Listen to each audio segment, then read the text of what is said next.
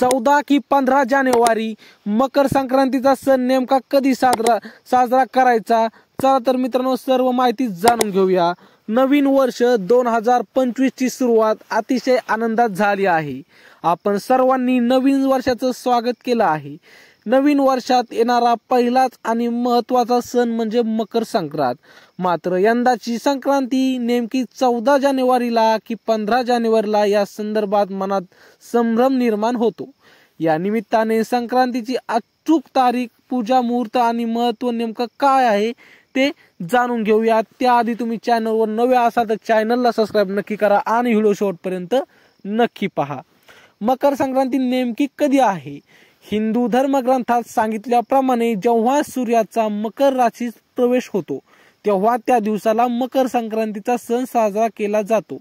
त्यानुसार यंदा मकर संक्रांतीचा सण 15 जानेवारीला नसून 14 जानेवारीला म्हणजेच मंगळवारी आहे। सूर्याचं संक्रमण 14 जानेवारी रोजी सकाळी 9:03 मकर राशीत होणार आहे।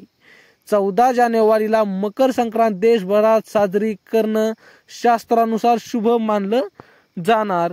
मकर संक्रांती शुभ मुहूर्त कधी? 14 जानेवारी रोजी मकर संक्रांतीचा पुण्यकाळ मुहूर्त सकाळी 9:03 ते 5:46 पर्यंत आहे।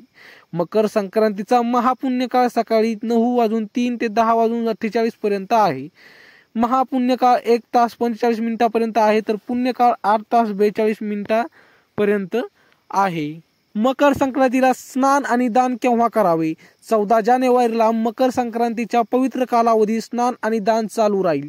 तुम्हाला हवे असल्यास महापुण्य काळात सकाळी 9:03 ते 10:48 या वेळेत स्नान करून दान करावे। हा काळ शुभ चांगला मानला जातो।